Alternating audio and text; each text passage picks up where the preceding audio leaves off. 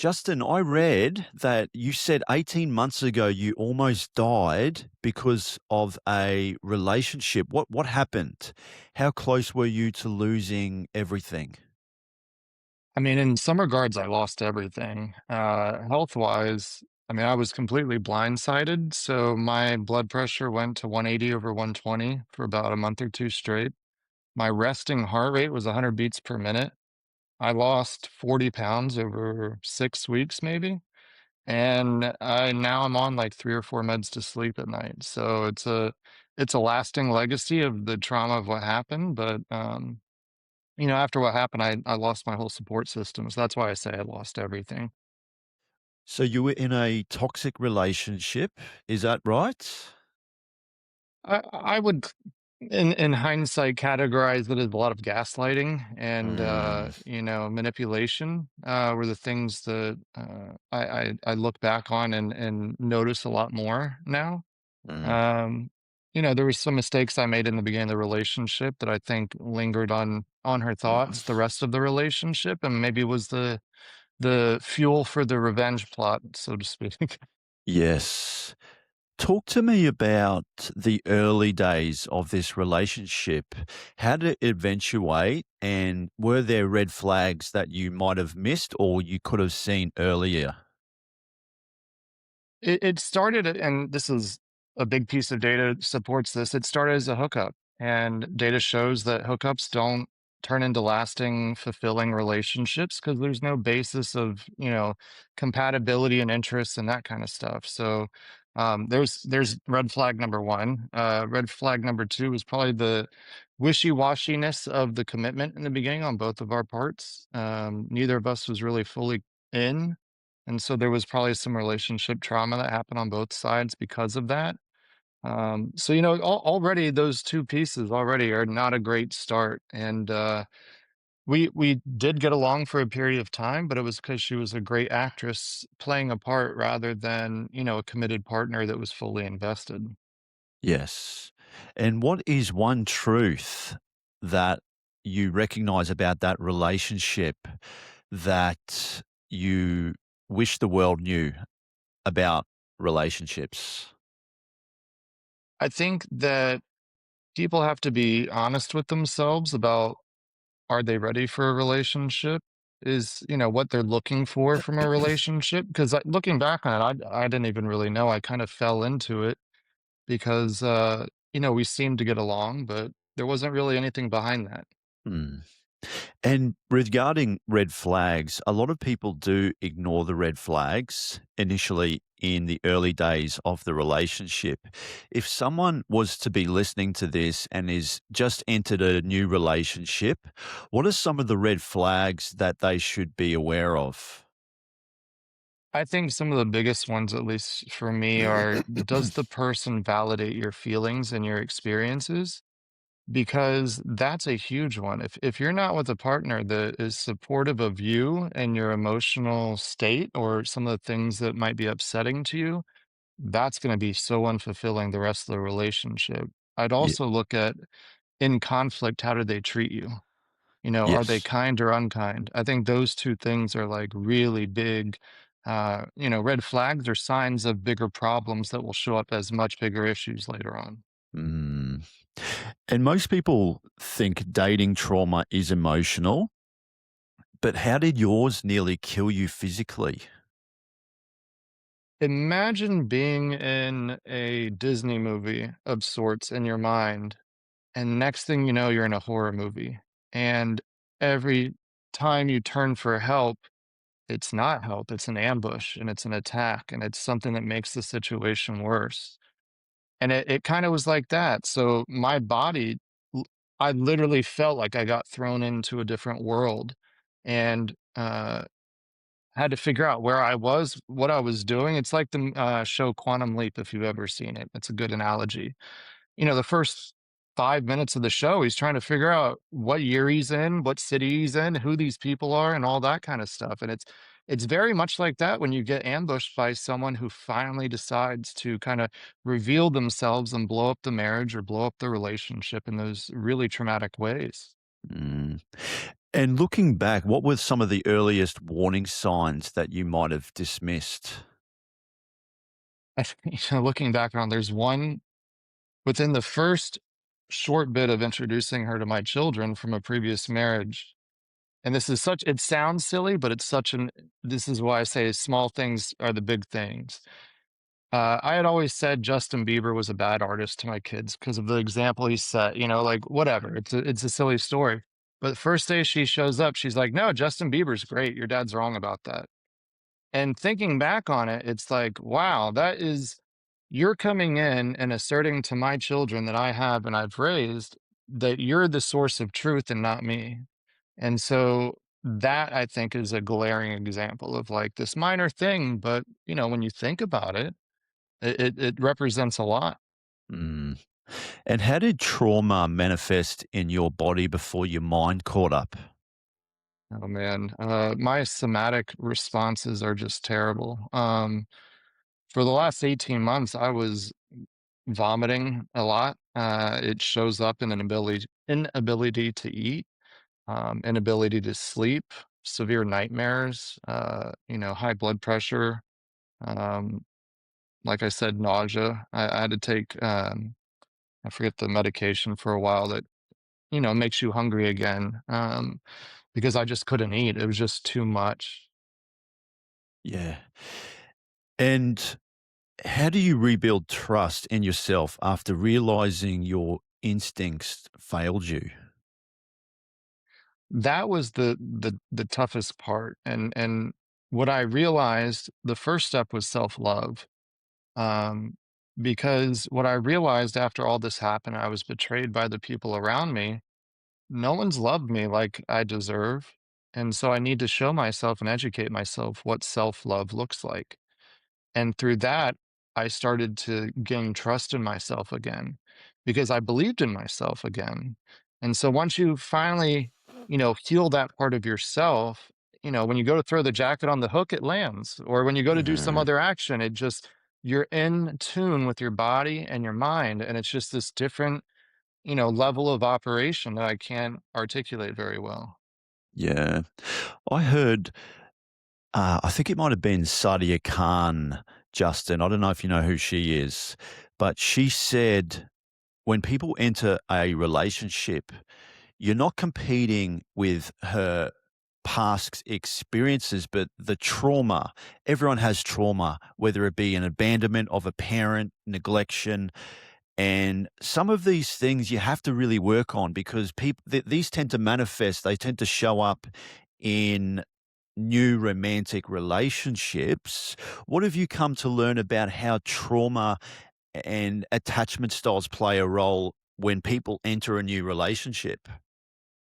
Well, it's interesting. What I've noticed over the last 18 months from me attempting to at least put myself out there from a socialization standpoint is once you go through trauma like this, the trust is very hard to have and or allow people in. And what ends up happening is you're so emotionally unavailable that the only people you attract are like sociopaths or people that like don't have a problem with someone being emotionally unavailable because they want to take advantage of them. Those kind of people. So it's funny how the trauma ends up showing up in new ways Mm. in your future interactions if you don't learn to process the trauma that you have. What did you learn about yourself? So, entering a relationship like you did, what did you learn regarding your own attachment style? I learned that I have abandonment issues. That's a big one because I did not I was not how do I want to put it? I don't think I got the love I deserved growing up. And so that was a big one. And then I didn't create boundaries. That was the other one I was going to touch on. Boundaries are so important because I think that healthy boundaries dictate to someone that you respect yourself and that you have no problem stating where the line is. And it teaches people that, you respect yourself and you have some limits to what you'll tolerate. And I Mm. think that attracts a lot healthier people because someone who loves themselves to create those boundaries or doesn't, you let in all these bad people who take advantage of you and walk all over you. I think that was my trauma. I wanted to be loved so bad that I just let people walk all over me, use me, and had no idea how to create those healthy boundaries. Mm. And boundaries are very attractive, especially from a woman's perspective. They do like to hear a man say no. And there is this corner of the internet that talks about why nice guys finish last and what it means to be a kind man as opposed to a nice man. And I think people are a little bit confused on how you differentiate between the two. What do you think it means to be a kind man as opposed to a nice guy? I am so glad you brought that up because that was a point I realized when I went to the trauma treatment place. Because my partner was nice, but she wasn't kind. And the differentiation between the two is everything. And I think people should pay attention to this. The definition of kind is to do something nice, but you suffer in the process of doing it. So, in a sense, you're giving up a piece of yourself, and it's an act of, goodwill towards another person. And so I really think people should pay attention to that because I could take my sweaty, gross shirt and go give it to a homeless person, and I look like I'm being nice. So I think, that differentiation is extremely important when you're trying to sort through the people who are genuinely showing up for you and the people who are just around kind of hanging in the sidelines, manipulating the situation, hoping for a payoff. Mm. So, would you say that the differentiation between kindness and nice? So, someone that is, I guess, say, a nice guy tends to not have a backbone. They do things out of the sake of getting something in return, whereas being kind, you're doing it because you are a good person without any expectations. Would you argue that that would be also a definition of what that means?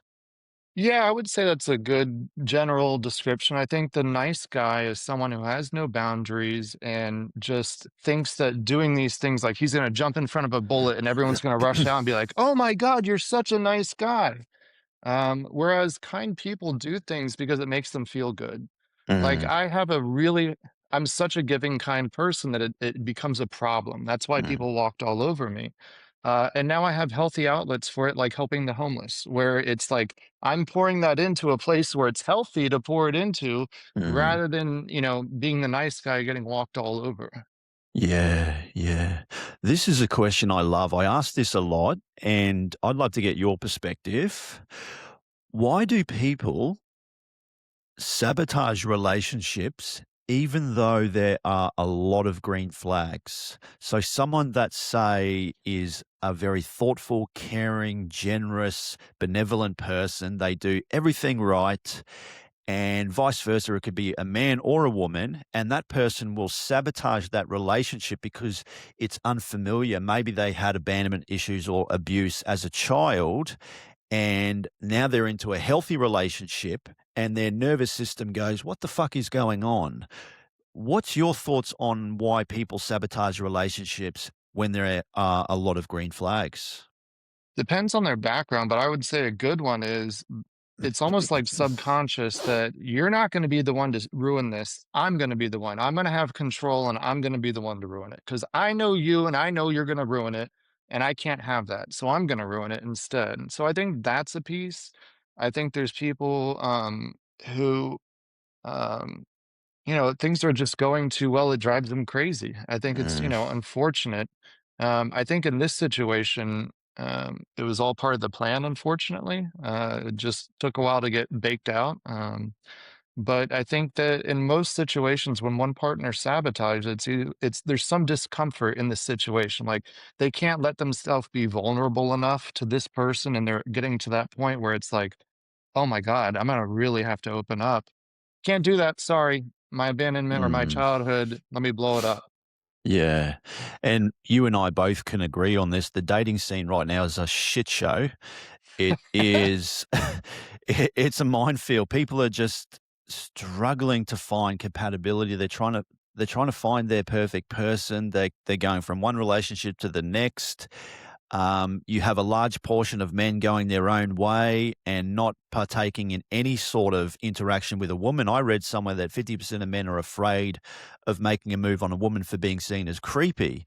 even half of men, I think, are actually aborting or not even engaging in relationships. And then also you have women that do want meaningful relationships and can't get into them because maybe that they have had bad experiences. And I look at it from the Me Too movement. The Me Too movement was a fantastic and important movement that needed to happen that brought shame to predatory men, and it's 100% it needed to happen. What apparently it's done now is it's completely changed the way men and women interact in the dating world, and women are obviously afraid of their safety. They're scared of being sexually assaulted or something like that. But it's one man doing 1,000 bad things, not 1,000 men doing one bad thing to women. Men that are kind and they are thoughtful and caring and very observant to a woman's emotions and feelings. They're not going to do anything like that. But women are very scared of that, and I'd love it if you could talk to me about how you got into this online dating space. And with your background and your story and what happened to you, what can you understand now on what's happening in the dating world? You know, it's interesting, being single now and going back on them versus 10 years ago, it's night and day difference. It's a lot less authentic now, which I think is a big issue with online dating. You have a large portion, there's a good portion of women who are OnlyFans girls or some other financial manipulation who just prey on all men online.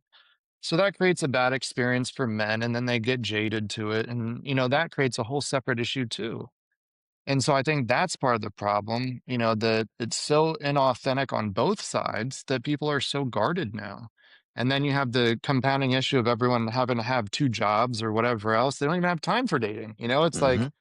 where are you gonna go, in the 2 hours you have available to, for your off time before you have to go to sleep?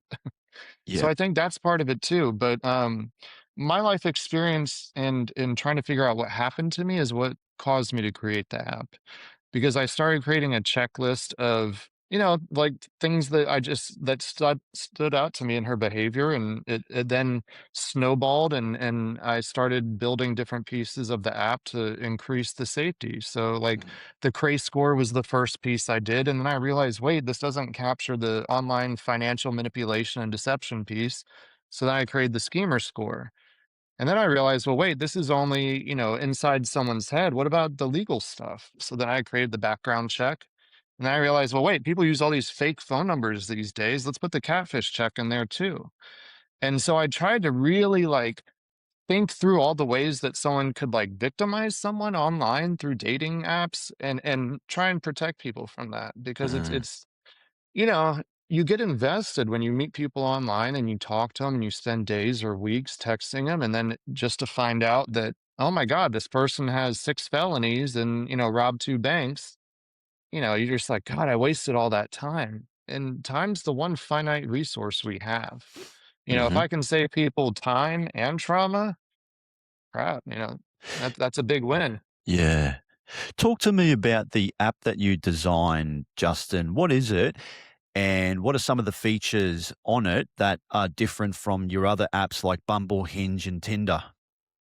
Well, so mine's not actually a matchmaking app. It's Okay. actually an app that is a self-reflection, answering questions about your dating experience with the person you're dating. So it looks for insight based upon the behaviors that someone has shown. And I designed it for both if you've met the person and if you've not met the person. So let's say you've just been social media friends for a year, but you've seen a lot of their posts and their behaviors, and you can get a good sense of maybe some of the warning signs, red flags in there too. So that's kind of how I built it out. Like I said, the Cray score is how crazy the relationship is. The schemer score is the deception and manipulation, and then catfish check and background check. And then I added something else called the vibe check, which is a way that the app can explain to you the report in a more, like reading an article kind of way than something so clinical, Mhm. because I want it to be digestible for people so that they could really better understand themselves, better understand the dangers of the relationship they're in, and have actually actionable information that is based on data. Yeah. Yeah. Divorce rates are going through the roof. Mental health is going through the roof. Faith in the new the leaders is non-existent. You have a declining birth rate. Men and women are just drifting further and further apart. For something like online dating that was supposed to bring men and women together has completely changed the dating landscape, and psychologically it's a minefield. Why do you think online dating has become such a huge problem compared to 10 to 20 years ago when we would probably meet organically at work or with friends? I think technology has made people less social, unfortunately. And so, when you go out to eat, it used to be you'd be at the bar, you might talk to the person next to you while you're eating, and you end up meeting people. Nowadays, you go to a restaurant, everyone's down at their phone, while they eat, so they don't get that socialization. I think the Mm, other piece of it is that online dating, unfortunately, has this natural problem where the good women, for lack of a better term, I'll use that loosely, get dates naturally because they're attractive, they're successful at what they're doing. They don't really need to find guys to go out with. And so then you have this disproportionate ratio online of, 100 to 1 or something like that. And then you have the dating apps trying to take advantage of it to make their money so that they keep the men on there. So it's just this like terrible cycle. mm. And I heard that dating apps have been absolutely atrocious for men. And I think the ratio, depending on where you live in the world, there is more men to women on the app, but the majority of women are showing only interest in about, I think, 3 to 5% of the men that are on those dating apps. Women will swipe right 4% of the time, men will swipe right 60% of the time. And if I remember, it was Professor Scott Galloway. It takes a man, I think, over however many swipes. It's something astronomically ridiculous to get one coffee date, and they've just been absolutely disastrous.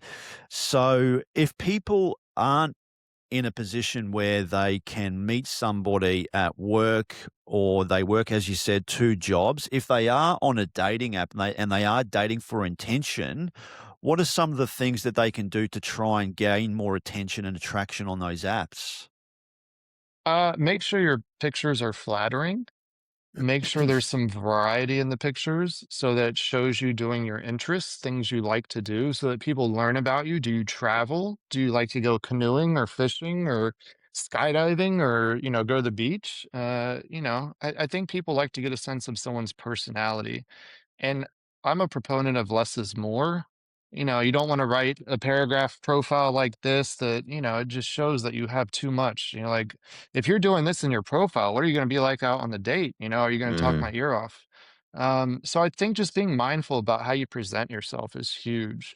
It does make a difference. yeah, and I think too, Justin, the majority of women are chasing the top 20 or even 10% of men, and unfortunately, a lot of these men at the top have a plethora of options. They can just run through these women, and a lot of these women get used and discarded. You also have a large portion of men, as you said, that are subscribing to OnlyFans and retreating from dating and watching online porn. And we are both rewarding the bad behavior. So I don't even think it's good for the super high value guys, the guys at the top that have a plethora of option. It's like the child with the ice cream dilemma. He can't figure out what ice cream he wants to have. So no one's fucking happy. What do you think as a society that we can do to try and get men and women back together again? I think it has to go back to a non-superficial view of dating. And I think that that's part of the problem. Our culture has like put on this pedestal, drive nice cars, get into nice clubs, nice houses. And if you don't have that, you suck. And that women shouldn't want anything except that man. But the problem is that guy that you keep idolizing, that guy goes around sleeping with all those women or pays women to sleep with him or whatever else. And Mm, that's not really the pinnacle of what you should be seeking. What you should be seeking is a man that will be there for you, that will show up when you're moody or will show up when you're upset and still love you. Like, those are the things that matter, not this superficial, like, is he above 6 foot? Can he bench 200 pounds or Yeah. whatever those stats are? It needs to go back to what's in here and less about what's on the surface. Yeah. And we have over 200,000 years of evolution that is hardwired both in our DNA and brain psyche. And there is a bunch of literature to suggest that women are hypergamous, and hypergamy is the female tendency to date up and across. Men will date horizontally and down, women will date horizontally and up. And as women climb up through their own hierarchy of competence and excellence, they further shorten down the pool of eligible men because there aren't enough of these guys to go around. And I read somewhere that if a woman makes, I think, $100,000, she wants her partner to exceed that by making 150 to $200,000. And I'm thinking to myself, when did we become so fixated on what someone can provide, as in money wise? Like, why are we measuring people on extrinsic value and not intrinsic value? And this is a very frustrating thing as a man, because maybe a man is on his grind, he's working, he's not making six figures just yet. And yet, a huge proponent of a woman's psyche is finding a mate or has the ability to garner resources in the future. And I take it because it's from an evolutionary perspective, it's a survival trait. Uh, but see, you don't have this in populations like in the Philippines or, some of these low socioeconomic places. A lot of people are just dating, with traditional values, and I think men and women tend to sort of flow in these traditional roles. But what would your advice be to, say, a guy that isn't really making the amount of money that he wants, and he's dating for intention? And, how can he fan out the, I guess, women that are, I guess, hyper focused on money? I think you have to listen to the little things because a woman that's hyper focused on money will present it to you. She'll make it known. I mean, there's no, she's not going to be subtle about it. She'll mention that you need to take her shopping or that you need to go on a nice trip or that, she needs her hair and nails done. I think those people weed themselves out normally. I think men, I keep going back to self love, and I say this just because when you love yourself down here, if someone treats you just a little bit above, you think they're great. But when you love yourself up here and someone treats you down here, who the heck is this person? Why should I be giving them any of my time? And so you end up naturally dating better, qualified people because you want better for yourself and you expect better for yourself. So I think learning to love yourself and actually be patient and looking or finding what you're looking for, those two together are extremely helpful. Yeah. And what about women? What can women learn about their dating intentions, and how can we, give or answer the right questions, or how can women answer the right questions for themselves? What can they do? I think it would be helpful to know what they're looking for. Are they looking for someone long term? Okay, well, if you're looking for someone long term, what do you want out of that person that's not superficial? Do you want them to be more of an emotionally in touch person, or you want them to be more like the gruff, stereotypical man? So I think just the intentionality of and mindfulness of what you want out of the relationship and what what would feel good? What kind of relationship would feel good would give them a lot of insight into what type of partner to look for so they Mm. could find those qualities in that person. Because I think, when I showed the app to someone, they commented to me, they said, I never really sat and thought about this. And so I think just thinking through those things and being intentional and mindful about it will really be helpful. Yeah. And my parents actually met. at work, Justin. We wouldn't be sitting down and having a conversation if my parents never met at work. And there's a famous story of Bill Gates and Melinda Gates on how they first met. I don't know if you know this story, Justin. Do you know the story about Bill Gates and Melinda Gates? I know that they worked together. They were in different departments though, or something like that. She was Yeah. HR or Yeah. So this is back in the 80s, I think. Bill, Microsoft billionaire, uh, he met his wife, Melinda, former wife in at work. So he sees her around the office, and he fancies her. So he calls her up and says, "Melinda, it's Bill. I would like to take you out on a date. How's 3 weeks from tomorrow?" And then she goes, "Oh, I don't think so, Bill. You're just not spontaneous enough for me." Anyways, he hangs up. He calls back, I think, 10, 15 minutes later, and has this for spontaneous. "You've got the rest of the day off. Let's catch up now." Fast forward into 2026, founder of Microsoft asks out a woman on a date. Game over. We have nerfed down the idea of a romantic interest at work. It's frowned upon to ask your coworkers out at work, and HR gets involved. So this is quite difficult because you might have two people at work that are very interested in each other, and yet they they frown upon it. What's your thoughts on how we approach relationships and dating in the workplace? it's funny because I actually know a couple that met at work at our family business and they've been together forever and they're the greatest couple and they worked in different departments. And so I think maybe that's a piece of it. Dating in your department is not good because that's going to ruin the workflow and the projects and, just the vibe and the ability to work together in teamwork. But I think the frowning upon a higher up dating a lower down is especially like no. Like I understand the pushback on that because that could be someone taking advantage of someone else. But in situations where it's like, that person's cute. I've been seeing them for weeks or months at work. We've talked a few times, and that feels a little more natural. Like, if you went to the restaurant every week and you liked the waitress and you end up talking to her, those kinds of things seem more natural. It shouldn't be a situation where someone's spearfishing in their work pool. Mm, They should, it's not hunting grounds. This shouldn't like all these women at the job should not all of a sudden be your Tinder. You know what I mean? So I think differentiating between intent, like, is the person just being friendly to these people because they like being a kind person, nice person, and just naturally these things develop into a friendship, and then it moves on from that. That makes sense.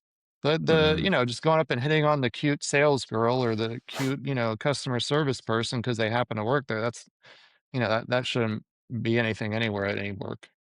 Yeah, it is super difficult, isn't it? Because there has been stories of HR getting involved, and this is creating a bit of a problem. And you're right, obviously it does disrupt the workflow.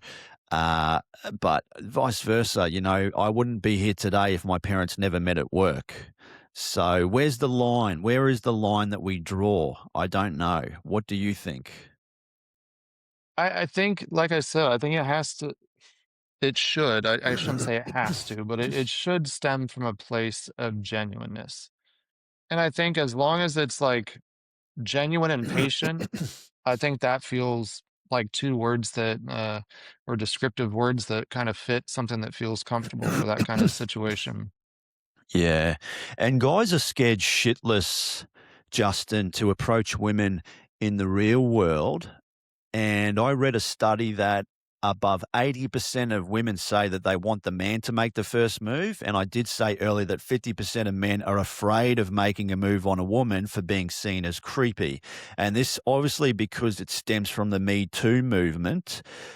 Guys are worried about being creepy and falsely accused of something. And this is why the Johnny Depp Amber Heard case was, I guess, an important part of this whole thing because it also got to show that men are also victims as well.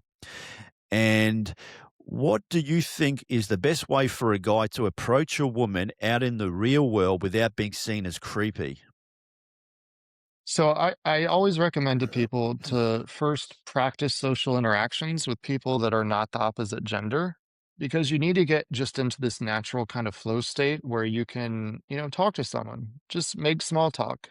And that will naturally progress to situations where you're standing next to someone and you notice they might be reading a book you like, and you actually take that initiative to be like, "Hey, I like that book. That's a really good book. What's your favorite chapter?" It's just little small things like that. Like, women don't want to be hit on by sex, but women do want to be approached and they want to feel like it's authentic or genuine. Mm. So just make small talk conversation and treat them like a person, not someone you're trying to take into the bedroom.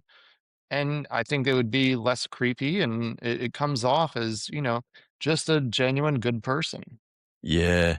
And sometimes too, Justin, women don't really make it obvious for a guy to come over and approach them. And if you look at like the olden day times, I don't know if you heard of this, but women in the olden days used to drop a handkerchief intentionally, and that was cue for a guy to pick it up and invite them for a conversation. Now in 2026, guys are a little bit confused. Oh, she glanced at me, but is that cue for me to go over and have a chat with her? Is two glances or three glances? Oh, shit. I don't know if I should go over there. Oh, maybe she has a boyfriend. And guys are obviously worried about rejection as well. But how can women be a little bit more receptive? How can women learn to be a little bit more inviting on if they do see a guy that they like? What do you think would work for you as a guy for you to comfortably go up and have a chat with her? What would she have to do? I think a warm smile goes a long way. And I think because then someone's receptive. And like the eyes are very telling. And if the eyes are attached to a smile or something friendly or something inviting, like maybe she pushes the seat out at the table she's sitting at, gives some small little clue. It doesn't have to be something overt, but guys just want to know that there is some confirmation, some checkbox that gives the okay to proceed.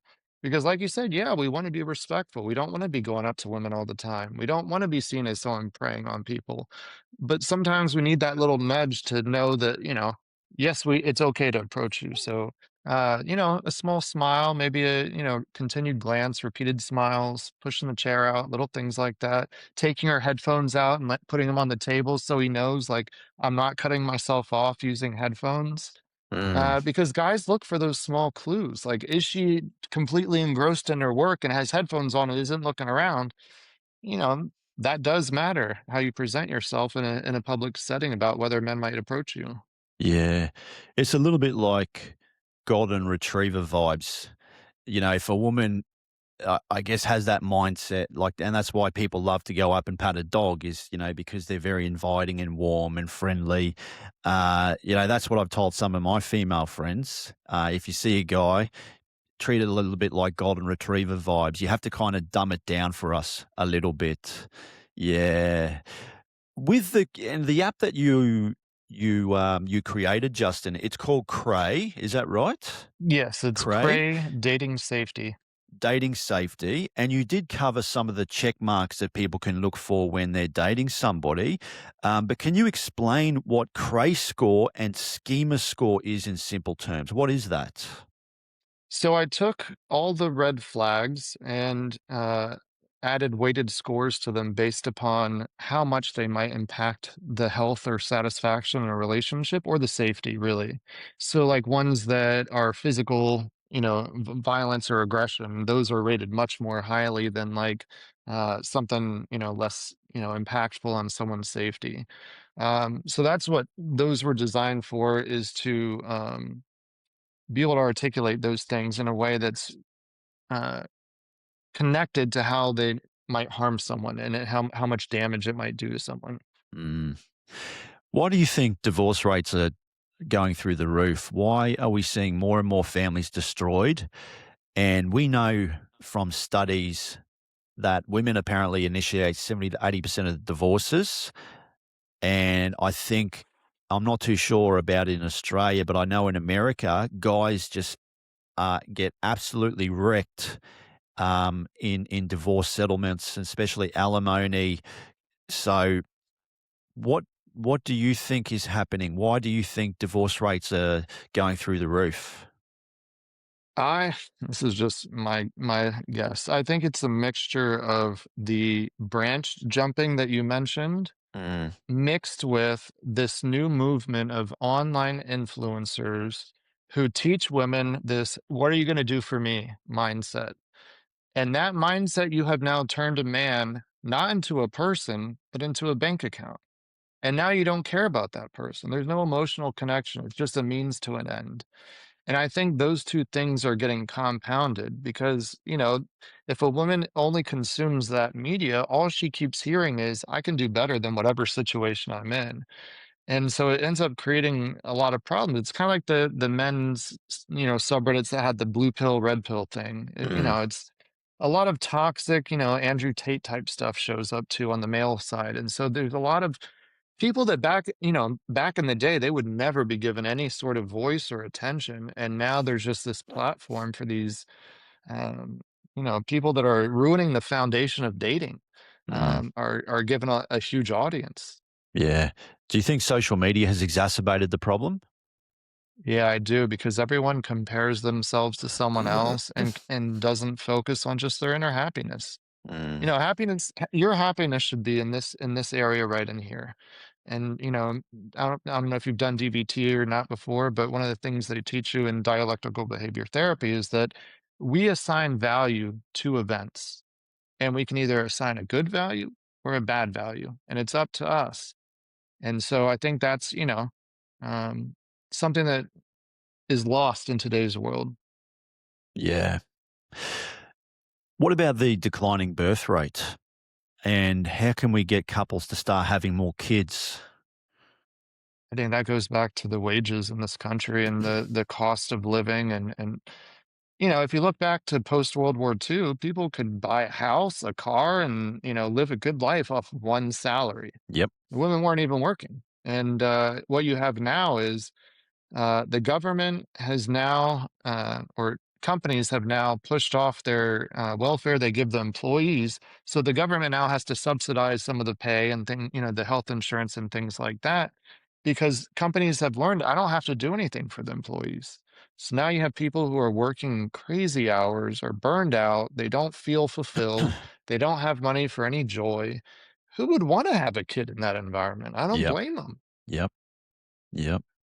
Yeah, I read somewhere that Korea has the lowest birth rate in the world. They're way below replacement, and a lot of other Western countries too are in a similar boat. I can't remember the stats in America, but it is a little bit of a worry. It's a bit of a ticking time bomb because if you think about this, right, if you have an ever aging population, who is going to uphold society to look after the people in aged care homes?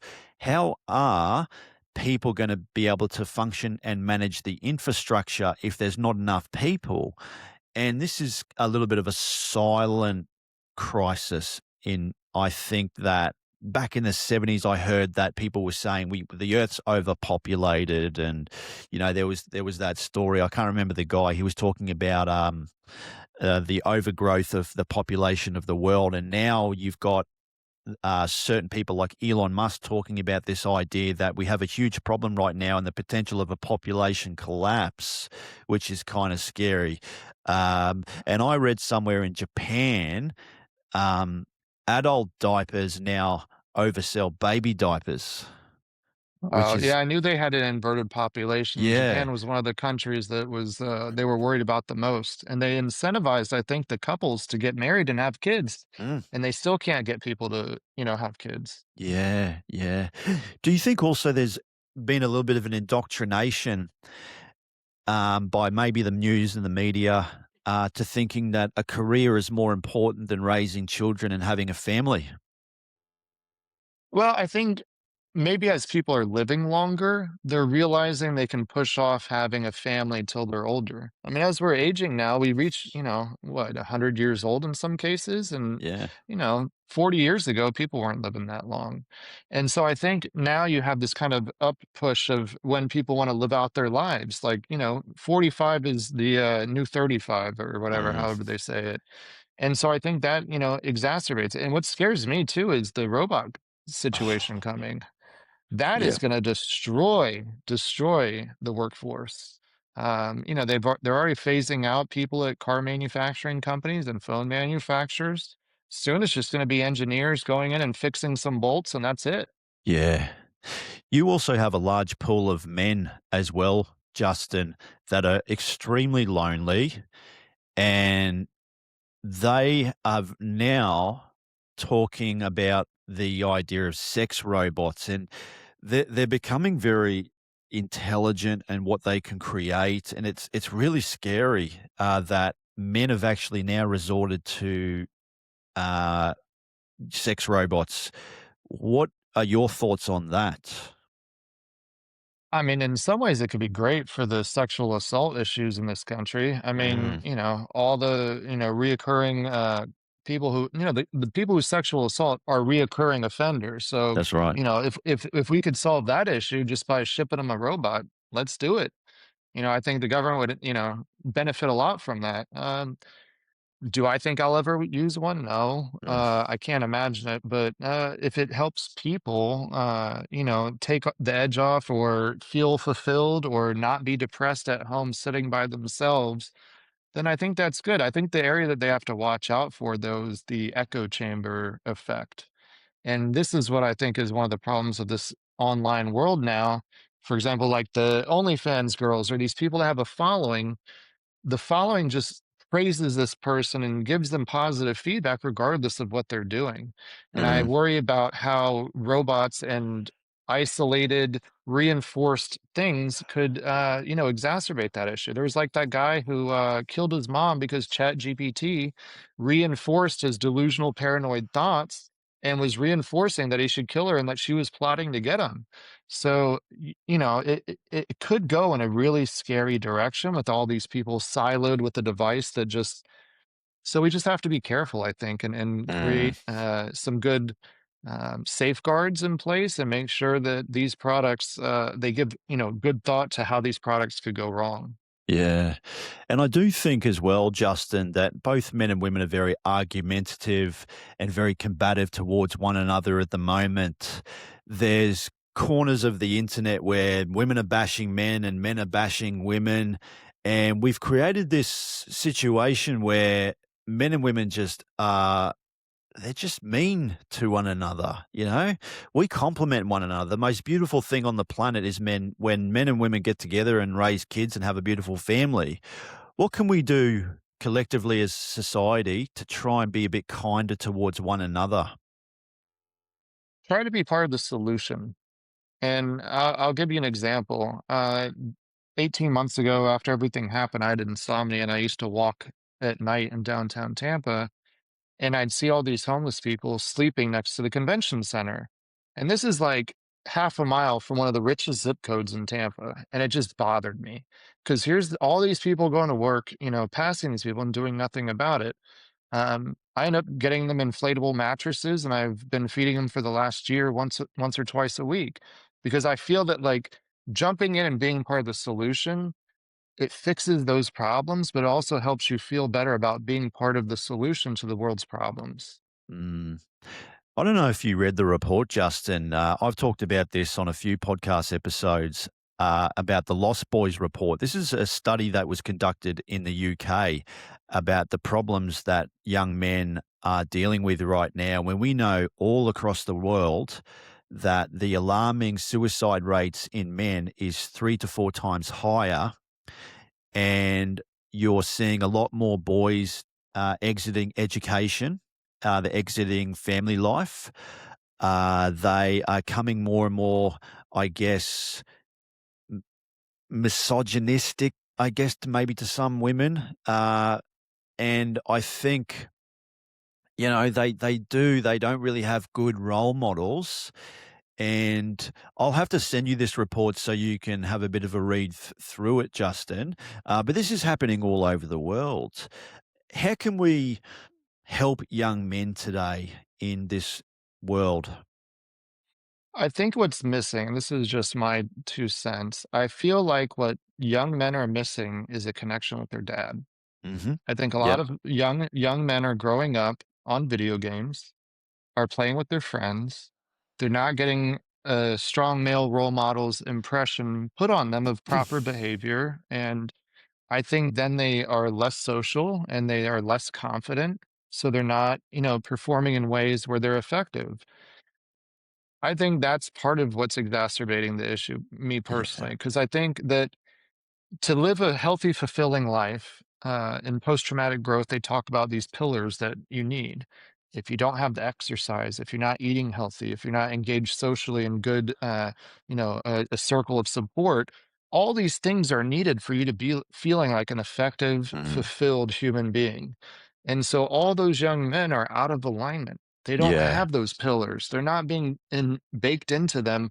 Like back in the day, you'd be on the farm with your dad, r- you know, raking all the field, the weeds out of the field, or getting the corn or whatever else. And that is lost on this generation, I feel like, and Yeah. creating some problems. Justin, are you familiar with the story about the Blitz that happened in World War II? Alsace-Lorraine, What is that, sorry? Alsace-Lorraine, like the region in France where they went around the Maginot Line, or Yeah, yeah. So I think the story goes you had these comatose patients, men, that were completely catatonic and unresponsive. And they were bedridden for years and years.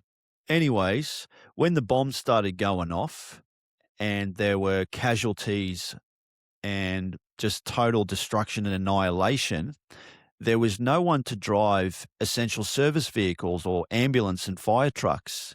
These men that were completely catatonic and comatose got up out of their beds and started driving emergency service vehicles to rescue the casualties. And it goes back to wow. that saying, Justin, give a man a purpose and the ability to achieve it, and he will crawl over broken glass with a smile.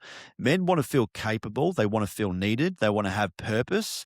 And I think one of the most amazing things on the planet is when men have direction in life, they have purpose. But I think right now, I think there is a corner of the world where men are shamed for being men. They're shamed for their masculinity. They're shamed of being what it is to be a man. And this is why men are exiting pretty much all corners of life. They're not seeking any romantic involvement with women. They're retreating to porn and video games. I read somewhere that the average American or someone in the US spends over 2,000 hours playing video games stoned and watching porn on prescription drugs. To me, that's not a good prospect for a romantic partner. But what do you think we can do as a society, and what can men do to try and gain that sense of self worth that they lack?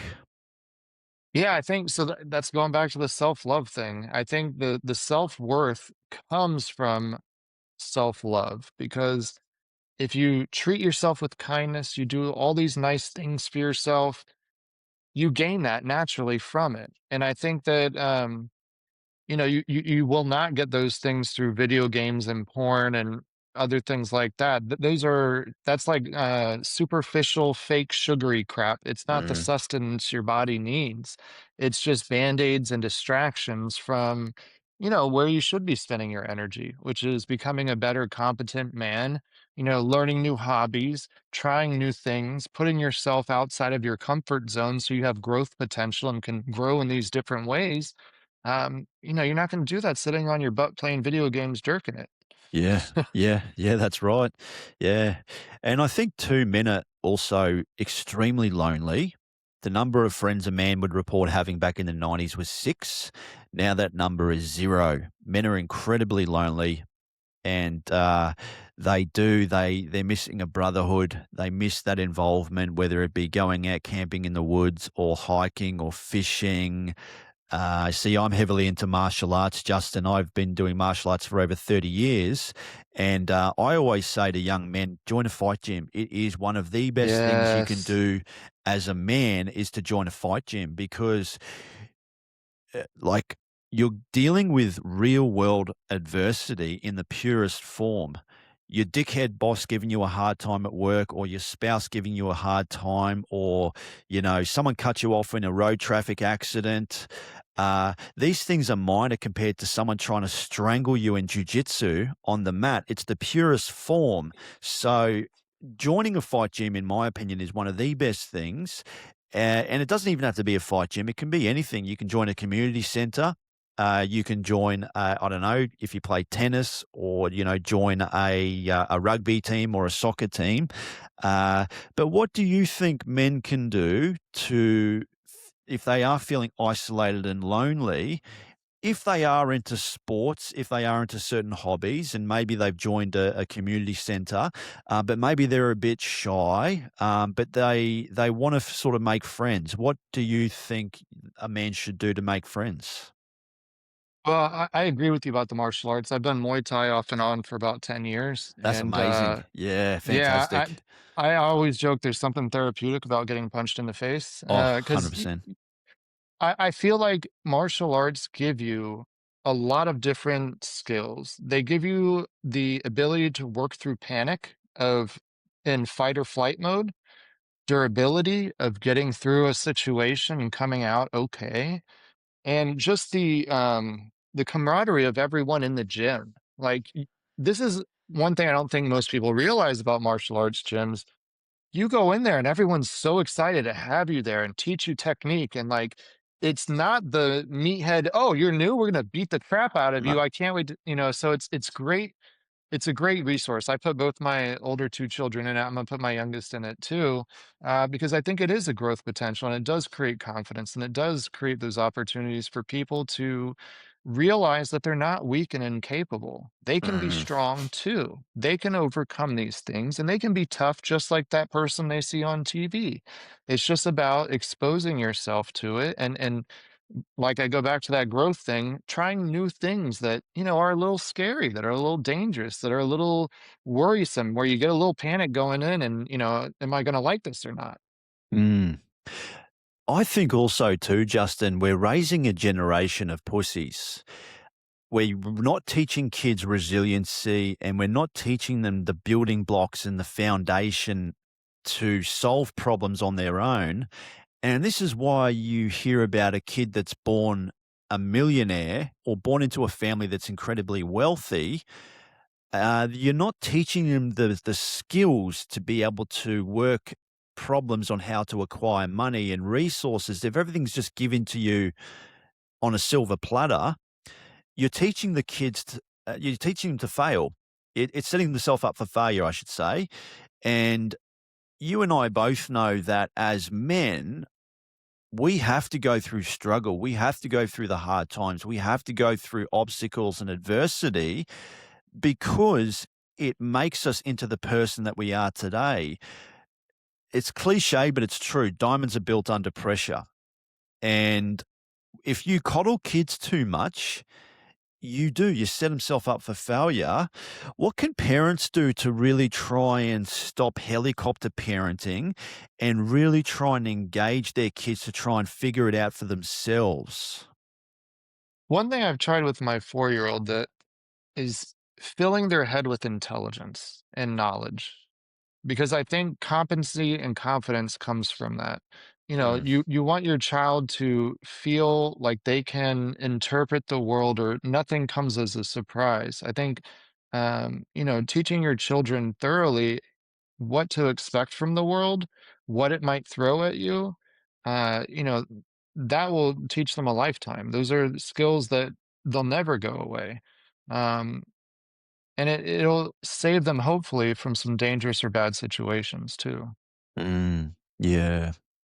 Yeah, it is an interesting one, isn't it, Justin? Like my niece and nephew, I was out with them a few months ago, and my nephew, he got stuck up on the. He was on a playground. He got stuck. He was quite high up, and I didn't wanna pick him up and put him back down. I wanted him to figure it out for himself, and, he was very worried he was gonna fall, and he was scared, and I just guided him through it. I just said, "Look, how did you get up? Let's go the same way we got up, and let's go the same way down," and I just guided him through it, and you should have seen his face. He lit up like a Christmas tree, and sometimes too, I'm not a parent, but I work with children. I teach martial arts to children, and I always say to the young kids, that sometimes accidents happen. You're going to get hurt, and what do? You fall down. What are you supposed to do? I tell them that question. You get back up, and it's interesting. Like when you give a child a problem to try and figure it out for themselves, they really do value that, don't they? They really Oh, for do sure. value the idea of working through a problem and figuring it out for themselves. And this goes to show, like, even in life, um, as simple as it is, you're going to have a more productive day if you're ticking off tasks, whether it be making your bed first thing in the morning. Jordan Peterson talks about that. Make your bed first thing in the morning. And it just has such a profound effect. And, what can parents do to try and educate their children through working through problems? And you just were talking about knowledge and information and sharing that. But as simple as that was, guiding my There's more nephew, to it. yeah, what can we do to teach children how to solve problems and build that resiliency? I think being patient with them is a huge thing. Because if you're pressuring the child to perform too much, then you're not teaching them. Then now they're worried about you being angry and, performing at that level. So I think, you know, not applying too much pressure and just being supportive of the learning process. Like I'll use my youngest as an example again. I bought a new bike without training wheels. He had one of those balance bikes that he just, moves his feet and then he can ride it. So I got it for him on Christmas Day. He didn't want to ride it. And I was like, okay. Next day I said, "Do you want to ride it?" Nope. Okay. Then one day he wanted to take it out, but he didn't want to do the pedals. He just wanted to go around. I was like, okay. And then one day he asked me, "Can you push me? I want to try it myself." And so I did it patiently and he did it great. So I think when a child feels seen and like you're their advocate and you're their support system in a just holistically supportive way, that is just like an unbreakable belief inside themselves that they can get through whatever comes at them too. Yeah. Why do you think fathers are so damn important in the family? I think in some families, we're the source of strength and stability. We show how to protect, the people we love. We show how to be strong even in the face of, scary situations. I think there's a lot of positives we bring to the table, and just knowing that, we'll be there to make everything okay. And Mm, because like when I carry my son, you just get this sense he's like, oh my God, you're my source of like protection and safety, and it's just this like great thing. yeah. And I feel like that's something that will never go away once you instill that in a child. Mm. I heard too, Justin, the mother's love is more the nurturing love, and the father's love is more the disciplinarian love. So the father is the one that will set the ground rules and enforce discipline if the child misbehaves. And unfortunately, if you look at the tragic mass shootings that happen in your country, a lot of these kids come from single parent homes where the father isn't present. Most men that are incarcerated in prisons come from single parent homes where the father isn't present. And if somebody was listening to this, that maybe they came from a broken home, they didn't have the parental guidance from a father, and they want to get on the right path, what should that person do? I think look for a man who is consistent, who's stable, who shows up. in consistent ways, either going to the gym every day, other healthy activities that show that he is engaged in taking care of himself and others. I think those are a lot of great starting points. Um, and pay attention to little things. I know I've said that before, but is he kind to your child? Is he patient with your child? Does he seem like he's really invested in getting to know your child? Because there's a lot of dads that show up and they may pay the lip service, but they don't get engaged with the kid. They don't spend time with them. They don't do anything that Mm, shows that they genuinely care about the child. So look at those kind of things and really drill into what kind of person this person's being to your child, because that's what your child's going to raise up into being or feeling. mm. Were they loved in a genuine way? Yes. Yeah. And tying it back into relationships, what are some of the qualities and values that both the sexes could be looking at for a potential partner? So let's start with men. If a man enters a relationship, what are some of the important qualities and attributes that they should be looking for in their partner? I would say someone who is not using them for some purpose. I think that's a big one. Because some people might be the type that, they just want free dinners or, Hmm. whatever else. Yep. So look for the authenticity of their connection with you. How do they treat you? Do they ask how your day was? Do they, see how your weekend was on a Sunday after you were out with your friends? Just to see, check in how you're doing. I like those more authentic, genuine, ways that people show interest in each other, because that also shows consideration. And a person who's considerate is the type of person that when they go to the store to get themselves a drink, they might get you one too, because they're considerate and they're thinking of you while they're doing these other activities. Mm. And what about a So woman? What are some of the qualities that a woman should be looking for in a man? in terms of red flags or in terms of good behavior? In terms of good behavior, I think, like I said, the consistent ways that a good man will show up. Does he, ask about your day? Does he, when you go out, does he open the door? Does he do things that show consideration to you as a person? It doesn't have to be the chivalrous stuff, but just when there's a puddle, does he wait and let you walk first around it so you don't have to walk through the puddle? Or little things like that do show Mm, up in bigger ways. yeah. Is he friendly to the wait staff? How does he treat people that are, you're with? How does he treat your friends? Does he flirt with your friends? I mean, Mm, these little signs all end up adding up. Um, is he emotionally available? I think that's a big one too for women, because some men may not be in a place to be engaged emotionally, and you could get up in a relationship with someone who isn't fully there. yeah. That's a difficult one too, Justin. A lot of women say they want a man to be emotionally available. They want a man to be emotionally stable. Uh, And I've talked about this so much on podcasts, and I'm sure people are starting to understand and get the message. But there is a corner of the world where men are scared shitless about showing any sort of vulnerability, especially to their romantic partner. How does a man show vulnerability to his partner without being seen as weak? I think emotional regulation, like being able to talk about your emotions in a controlled, honest, not blaming other people, just in a talking about it as if it was a speck on the wall. Because I think the sign of a well-adjusted person, even someone with trauma, is can they talk about these things in a way that sounds like they've worked through their issues? Because I think that's a big one, that people don't really pay attention to enough, is have people dealt with their shit. Mm.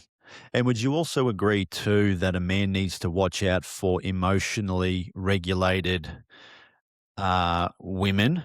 Because there are going to be times where a man might need to express some sort of vulnerability and even crying. There are a lot of women online, and I've heard this as well, that men feel incredibly unsafe to even shed a tear in front of their romantic partner because they it might have been used and weaponized against them in a future argument. And something so sacred and something that he shared and was so vulnerable, and you chose to use that against him. This is why the suicide rate is so damn high in men. This is why he won't open up to you. And women only get one shot, mate. They only get one shot. If you weaponize it and use it against him in a future argument, he's never, ever going to open up to you again. So, what do you think women can do to create a safe space for men to expressively and emotionally, I guess, talk about their feelings? And how can they create that space for them? I think being non-reactive is a big one. I mean, when someone talks about their pain, you kind of have to let the voice echo in the room, so to speak, Mm, and give the person the space to release what they're wanting to get out. And then once you hear it, validate what they're feeling. Say, that must be really tough. That does sound really hard. mm, Things like that, because then it's affirmation. This is a safe space. I'm validating how you feel. It's okay to be in pain. I get why you're in pain. I'd be in pain too. mm. And so I think that will create a healthier environment for a man to freely talk about his emotions. Yeah, Because I think deep down inside, we just want to be validated and our head stroked and told everything's going to be okay and that they're here for us. yeah. And I think that, that's the core of it. So to get to that, that means there can't be the ambushing or there can't be the criticizing or there can't be the invalidation. That's not true. You have to let the guy flow out and get it out of his system and listen. And then when there's time for you to respond and he's done letting it flow out, build a support system of commentary and affection or, validation through other ways. Mm. You ever thought or wondered how the women in the days where men have come back from war, like World War I and World War II, and how they would have handled their men's pain and trauma back in those days? You ever thought I about can't that? even I can't even imagine being a man back then because you couldn't talk about it. You had to be a Yeah. strong man, you had to keep it inside. That's why so many men were probably alcoholics or, had other issues. I mean, Mm. coming back from trauma like that and then being unable to talk to it, I can't even imagine. Because 'cause I've been Yeah. dying to talk about my PTSD, and it's barely anything compared to that. Yeah. I think it also requires both parties to do the work. And I think men need to recognize the patterns, recognize the trauma and the hardship that they've overcome, and then figure out certain problems and solutions. But then also, it's quite difficult for them to articulate their words and expressively and openly talk about their feelings in a way that I guess is portrayed as masculine without coming across as feminine. And I also think women need to do their work on how they can be a little bit more open and receptive to be able to receive that feedback without judging him. Uh, I think that that can really be a huge benefit to society. And also, I think, who does a man want to open up to most when he's going through some shit? Is this going to be his romantic partner?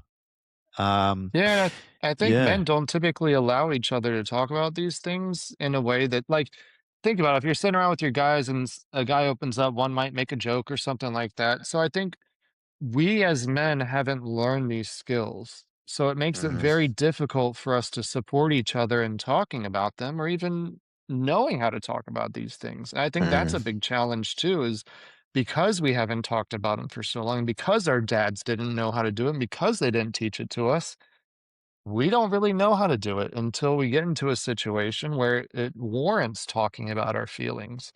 And then it's an issue of how do we talk about it in a way that, is healthy or doesn't scare people off. yeah.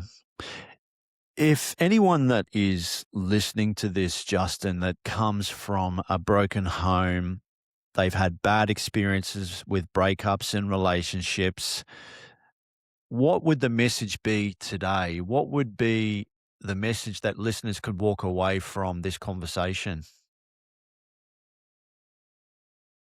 That they can find happiness again one day, that just because they've had traumatic experiences in the past, it doesn't necessarily mean that their future will be filled with the same.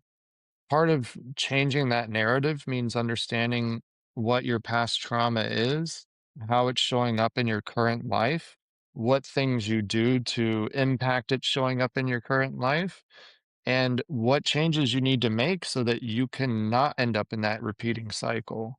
And that's one of the reasons I created the app too. Being someone with trauma, when you grow up in an environment that's traumatic, you don't recognize red flags. And so you don't know that this person who is being, insensitive to you, that, that's just how your sister was, or that's how your mom Mm, was, like that doesn't feel any different. So I think the app can really help those people find happiness again because it'll help them filter out those bad apples and help, I don't want to say train, but help teach them again how to date effectively by recognizing each and every red flag by itself. yes. Yeah. And what have you got going on, Justin? What's happening with you, mate? Do people book in coaching with you? What do you offer? Right now, I'm trying to focus on getting the app on college campuses as Hmm. part of a freshman orientation process. Yep. They spend an hour showing the students how to use the app. And then now every freshman at that college, their dating competency goes to up here. From having no dating understanding of anything what to look out for, now they have this tool that can kick them up to here and they'll recognize all those bad apples and they'll recognize all those red flags. So that's what I'm trying to focus on now. I'm doing all the podcast stuff to teach people about the app, talk about my experience, and help people understand that this is something that can really turn out poorly if they're not careful with online dating. Yeah, yeah. And that's how most people are meeting these days, aren't they, Justin? Is most people are meeting on the apps, aren't they? Yeah, I mean, if you're not in a situation where you have a big circle of friends and you're intermingling with lots of different people, on the regular, yeah, that's all that's really left. Like, someone like you or I who might go to the gym every night or, do martial arts every night after work and we have an hour left. When are we gonna have time to go seek out a woman? It's Mm. just there's not. Yeah, and we're just tired, aren't we? As a society, we're just super tired. We're working longer days. We're exhausted. By the time we finish on a Friday, we're fucked from the rest of the week. All we want to do is just chill out. And some people just don't really have the motivation to go out and date, do they? No, I think especially as you get older too, you get to the point where you're like, "Oh, now I have to go out to Mm, dinner with another person and do the awkward conversation," and, mm, it's just that whole, like, redundancy of it. It becomes, uh, much less of a fun experience and more like another thing on your to-do list. yeah, that's right. And where can people find you, Justin? Where can they look out for you? You're on all social platforms. I am. The app is in both app stores under Cray dash dating safety. The website for the app is cray.app, Cray period app. And then I believe the social media handles are cray.app on each of the platforms. I'm on TikTok and Instagram. Fantastic, Justin. Justin, thank you, mate. Thank you very much for jumping on, and it was a great conversation. I really enjoyed having a chat with you, and yeah, mate, we'll keep in touch. Yeah, for sure. Thank you, James, for the opportunity. I appreciate it. Thanks, Justin. Thank you.